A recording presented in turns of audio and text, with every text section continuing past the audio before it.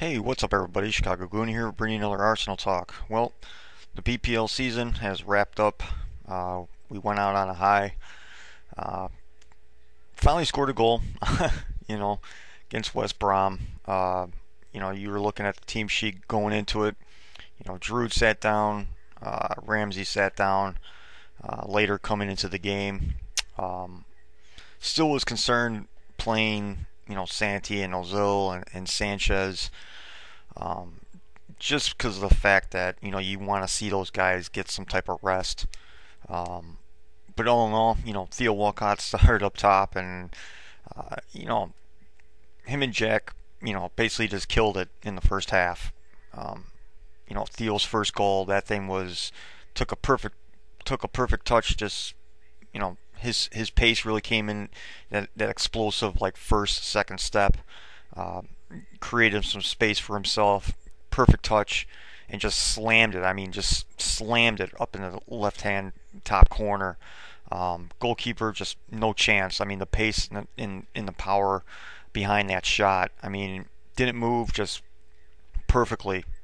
I mean, you couldn't ask for any more. I mean, what a perfect start. We were all, you know, maybe on edge a little bit just because we haven't scored in such a long time. We definitely wanted to go out on a high, show some confidence, get back into form a little bit heading into the FA Cup final. Theo Walcott, did that for us. Right, at least for as far as the fans go, of giving the fans even confidence as well in the team. And Theo Walcott did that in the fourth minute. And I mean, sometimes you almost kind of wish that Giroud would kind of do that once in a while. Would just take a touch, turn, and slam it in on target. And Theo did that today with his first goal. Second goal, basically like a toe poke. He was on fire. The West Brom back line just wasn't there today. I mean, it seemed like they're commentators were talking about they're already on the beach, and you can already see the tan lines, and that's how they basically played in the first half. The first half was just, I mean, we just dominated it. Theo's pace up top was just they couldn't handle it. They couldn't handle his that first, you see that with Theo now, that that first, second, third step is just so explosive. Even when you're in a small space, in a tight space, and he just showed that today. And again, his second goal in the 14th minute, wearing the number 14, toe poke. It, it, you know that's basically like a striker's goal. Some of those toe pokes, some goals. It wasn't an ugly goal by any means, but that's like a striker's goal, where you just get your foot on it, you put it on target, you try to place it as best you can, and again, second goal of the game. You thought with Theo's first goal, you thought, oh man, we're not going to see a better goal than that today, until Jack Wilshere. They took it from a corner. Gabriel got his foot on it to get it back out to Jack, and Jack just took it on a half volley and just like a screamer right into the top right hand corner. Yeah, like I said, you thought Theo's goal was going to be the best goal of the day, his first goal, but then that screamer by Jack was just unbelievable. Taking it on a half volley and just slamming it. Again, goalkeeper no chance whatsoever on that on that goal. And then some nice passing out and inside the box between Jack. I think it started with Sanchez and Jack, then Santi crossing it over, and then Theo right in the back post. All season long we've kind of been doing that, and even trying to cross the ball, and just no one has been back post. And Theo was right there, waiting for it, back post, wait for that cross to come in, and easy tapping. You're not going to get an easier goal than that ever in your career than that type of goal. But hat trick in the first half, just, I mean, a dream. Not scoring for well over 300 minutes. not scoring at home for three straight home games. This is a type of game that you need. It was training ground stuff, especially in the second half. I mean, Aaron Ramsey could have had a hat trick coming on in his first like 10 minutes when he came on for Conklin. And I mean, we were trying for that fifth goal and his sixth goal, and we kept on being dangerous, but it just wasn't in the cards for us to get any more goals. Aaron Ramsey had what two or three shots that hit off the one hit off the bar, one hit off the crossbar, and then I think one other one hit off just the post. So he could have had a hat trick in the second half. I mean, West Brom tried to show a little energy coming out in the second half, better than they did in the first half, because the first half was just, they wanted it to end. Just looked like they didn't even want to play. They just want the season to be over. They know they're safe. They know they have really nothing to play for. All the money is situated anyway between the BPL teams and who gets what. So there's not much really to show for West Brom or to even go all out. But coming out in the second half, they really tried to, and of course they got a goal. Ospina didn't get to that cross like he should have. Looks like he misjudged it. There was another instant after that goal. I think Gardner really slammed one on goal. You could see it a mile away. That he was just lining up a shot, and Ospina, it went right through his hands. Of course, going into an FA Cup final, hopefully those nerves, don't transfer over to the FA Cup final, because he needs to be spot on. Obviously, if you remember last season, Fabianski started the last game of the season against Norwich City, and he played in the FA Cup final. It looks like Ospina is going to be starting that FA Cup final, which I'd rather have him start that FA Cup final because, well, he's played the most minutes, the most games throughout the second half of the season. Szczesny's only played in the FA Cup ties, and that's it. And I want, as close to an informed goalkeeper as you can possibly get. The guy who is, in form, ready to play, instead of a cold goalkeeper. Let's hope Arsene Wenger picks him for the FA Cup final. I said to kind of like look out for this if Szczesny doesn't start in this game, and if he doesn't start in the FA Cup final, chances are he'll either get loaned out or he will get he'll get sent out of the club. He'll get sold to somebody this summer, and it's a good possibility that Czech might be on his way. Czech started today for Chelsea, kind of like a swan song, kind of like Didier Drogba. He's leaving the club as well. He said he's going to play for one more season, and then he's going to retire and then come back to Chelsea and, I don't know, maybe be a coach, or I don't know what they're going to do with him. But it's obvious that Czech is on his way out. Possibly Szczesny's on his way out. That looks good for us.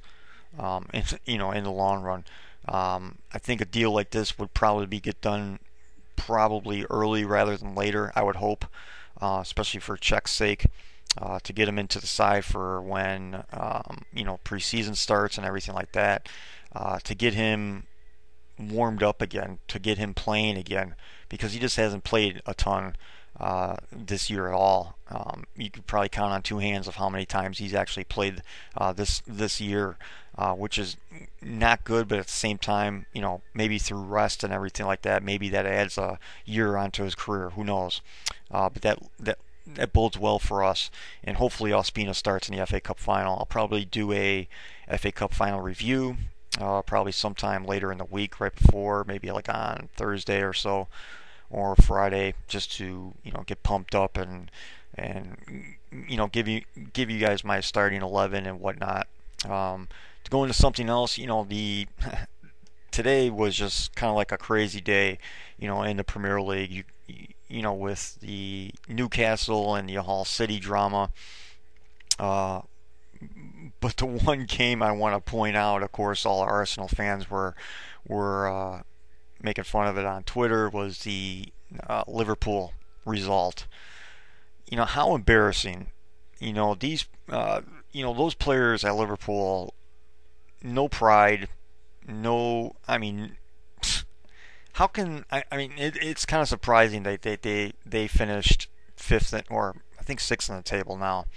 I have to look at the final results, but I think they finished sixth because I think Tottenham finished, or they beat Everton, so I think they finished above Liverpool. So that means Liverpool has to start their season even earlier to play in the playoffs to get into Europa League. That's if they're not pussies like they were last time, and there's some type of loophole. I don't know if they still have it in UEFA for Europa League. If they don't have the proper squad that they can bow out of the Europa League.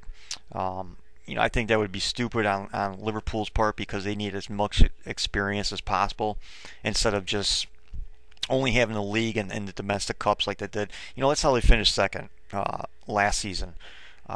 Because they didn't have anything else other than the league. They got bumped out of the Capital One Cup in the first game. They got bumped out of the FA Cup early. So all that they had was the FA Cup. That was it. And they could rest players. Players could stay healthy. They could, what I'm saying. I think that'd be a bad move. But again, the Liverpool players. Last game at Anfield, they played like shit. Last game of Gerrard's career at Liverpool, 5-0 at halftime. Stoke City basically let Gerrard score a goal. Frank Lampard scored a goal as well for Man City. He scored the first goal against Southampton. But again,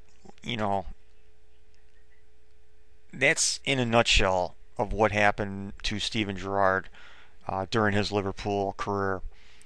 Being let down by his teammates, pretty much. He world-class player, you can't deny that. One of the best in the Premier League history, you can't deny that. But his teammates, average, below average even. And he's had to carry that club for so many years. It's sad, it really is. And these players didn't really care. Obviously 5-0 at halftime. How much does that show that the players care?